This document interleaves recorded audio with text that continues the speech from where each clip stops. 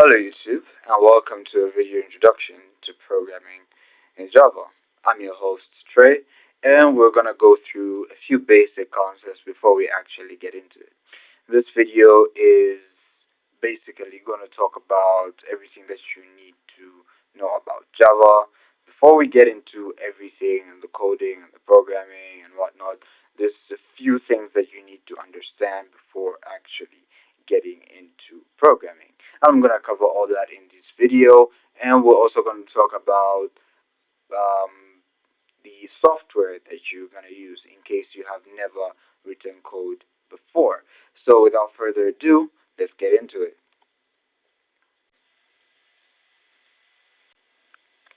Alright, so we are going to cover a few things. We are going to talk about the difference between coding and programming. Like I said, if you have never written any single line of code before, then this video is for you. And we're also going to talk about what instructions are when it comes to computers. We're also going to talk about the coding software, like I mentioned earlier, and we are also going to talk about the course outline, things that you're going to expect to learn, or things that you are expected to learn, or that you're going to learn during this entire video course. So with that introduction, I officially welcome you to programming in Java. Let's get into it. So we did say that we're going to talk about the difference between coding and programming, and that's what we're going to start with first. So we are talking about the difference between coding and programming, and basically, in terms of coding and programming, these are often interchangeably used. But if you really want to make a distinction between the two, coding is the process of writing actual lines of code. These can be referenced or called instructions, and these are basically instructions that the computer can understand, right? These are lines, these are words, this is actual a language that computers understand. This involves translating logical steps or algorithms into a programming language. Whereas programming, this is the broader term that comprises of the entire process of creating software. So creating a software like Windows 11 or your operating system on your mobile phone, stuff like that. So the difference between coding and programming is that coding is just writing lines of code, and programming is the broader term that comprises of creating software. Though this does use code, it also comprises of tasks like problem solving, planning, designing, debugging, and testing. So all those complications that come with code, that is the broader aspect of programming. So in essence, coding is a subset of programming, where coding just deals with writing the code itself, and then programming deals with the broader aspect like design and functionality. So I hope you get the general difference between what coding and programming is. You can see that coding and programming, these are basically things that are interchangeably used. Throughout this entire video course, I'm going to use them interchangeably, but if you want to make a clear distinction between the two, coding is writing actual lines of code, and then programming is the process of making actual software. So knowing what uh, develop runtime environments to use, knowing what development kits to use, knowing what software to use, also the designing how things are going to be structured, how you want it to look, and also the debugging process and the testing. That's what programming is. Where coding, you just write the actual line of code and say, hey, this thing works, and all that. Yeah. So basically, we talked about instructions, and we are gonna go through that in depth now. So instructions, these refer to specific commands or statements that are written in a programming language to tell a computer what to do. These are instructions. These are fundamental building blocks of a computer program and provide a step-by-step sequence of operations that the computer must follow to achieve your desired outcome. So what this basically means is that instructions, just like you train a dog, you train it with instructions, so that when you call upon this instruction, say fetch, the dog actually goes to fetch what you have sent it to fetch, or you send your friend to go get you something at the store. That's basically an instruction, and the person or the dog in this context is able to understand that programming because that's how you have programmed it to operate. So if you tell a dog to say fetch, sit, um, roll over, those are instructions that you have programmed the dog with, and it will respond according to those instructions. So think of that way like a computer. You are going to give it instructions, and depending on those instructions, the computer will give you an output of those instructions. But then these instructions are part of a language. So what are these languages? So just like we have many languages on earth, like English, Arabic, Chinese, Japanese, etc., computers have their own kind of languages that they use to communicate with each other. And these languages can be categorized into three. And these types of languages are, or these categories of languages are machine language, assembly language, and also high level language. And I'm going to get into these in a moment, but one thing that you need to know is the difference between the three. So without further ado, let's get into it. So we have machine language, and this is a language that computers understand. It's basically binary code. And binary code is basically just a strings of ones and zeros, logically organized, and it has some type of context. So if you know what binary code is, great. But if you don't know how to use or how to understand binary code, I highly suggest you learn that. But I'm not going to use binary code in this video course or anything. I will make a video later on how to actually understand binary code, but this is not the video for that. So machine language is basically binary code, ones and zeros. And in the early stages of programming or computing, programmers typically used to use binary code. So what used to happen was they would implement lines, thousands and thousands of lines of binary code, ones and zeros, and it was inefficient in a nutshell. So they decided to say, hey, why don't we try to create a different language that, or a different language that helps us programmers write code easily, right? So that was the birth of assembly language. And this was created as an alternative to machine language because machine language was difficult to interpret and read. Assembly language uses mnemonics like add to do basic addition operations, sub to do basic subtraction operations, and so on and so forth. So this was basically used to make programming a lot more easier, and it actually did.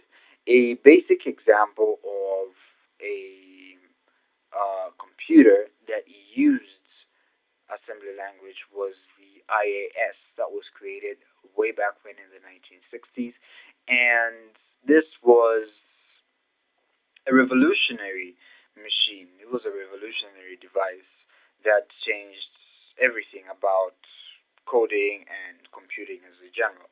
So this specific computer used assembly language, and I highly recommend that you check the IAS out because it's really cool.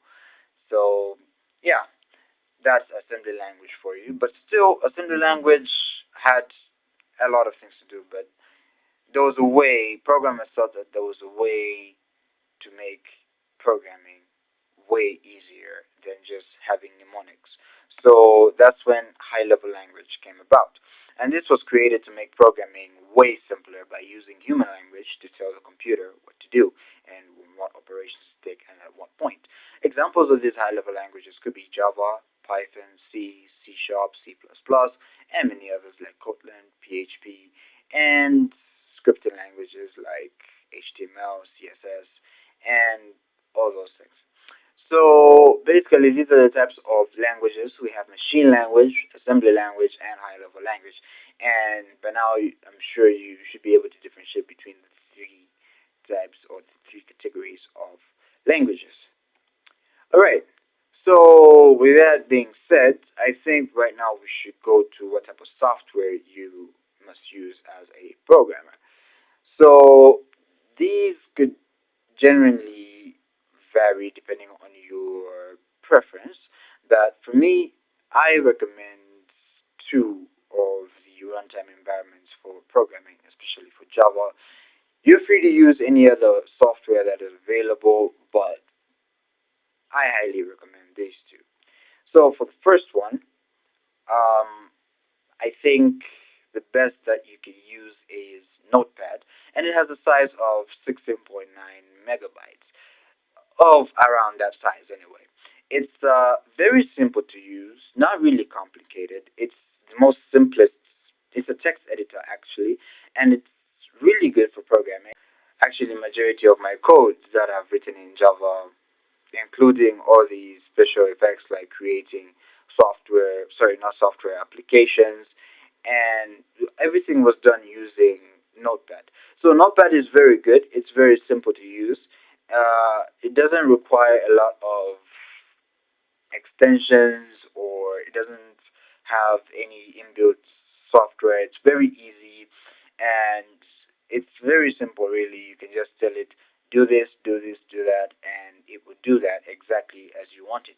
The only downside is you have to manually write everything, and you have to know syntax as a whole. And we're going to get into what syntax is in the next video. But basically, programming or coding using Notepad is kind of like a double-edged sword. On one hand, it will give you the ability to be essentially a master at programming in any language, actually, because if you can program using a text editor like Notepad, then you're pretty hardcore. But the downside is that it does not have any, let's just say, debugging algorithm or debugging mechanism that tells you which line of code is has a syntax error or has an error as a general. So that's basically the pros and cons of Notepad. And our next competitor between the two software that I suggested is Visual Studio Code.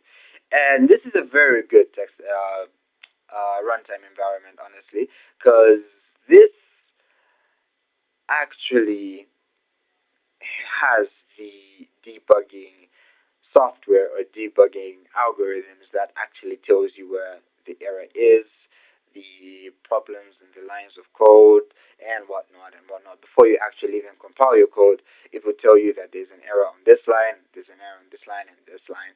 And the downside with Visual Studio Code is that you have to download the extensions, you have to download as much necessary extensions as possible.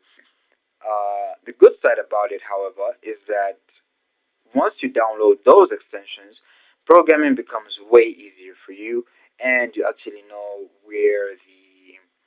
um, where the error is, and where everything isn't. So that's that with Visual Studio Code, and I'm gonna be using both Visual Studio Code and Notepad to compile everything or to write code during this programming journey that we have decided to embark on. And if you are not using a PC or a desktop or any huge device for coding, I do recommend that you go to a Play Store or the App Store. There are free open source coding software that you can download for free, and you can still be able to apply the concepts that you're going to learn in this video using those code editors, and everything is just going to be just fine. So, with that being said, let's get into our course outline. Before we get into our course outline, if you have not installed Java on your PC, then you can download the Java You can download Java in the link in the description, or you can just watch the video on how to install Java and run your code. So with that being said, I think we can get into our course outline for now. So with that being said, let's go over the course outline and what you are expected to learn from this video course. So we are going to talk about writing your first program. These are the basics in programming that you are expected to learn. Also elementary programming, everything that you need to know about Java and all the syntaxes and everything. So writing your first program and then elementary programming. Then we're going to go over selections. These are basically if statements and if else statements and all that. Then we're gonna talk about mathematical operations, strings and characters, um, loops, methods, arrays, and then finally we're gonna end this video course using object-oriented programming. Alright, so that's everything to do with Java, the introduction to Java, and I hope to see you in the first video talking about writing your first program. And with that being said, it's been me, Trey, and I welcome you officially to programming with Java. I hope we have a blast, and I will see you in the next video. Take care.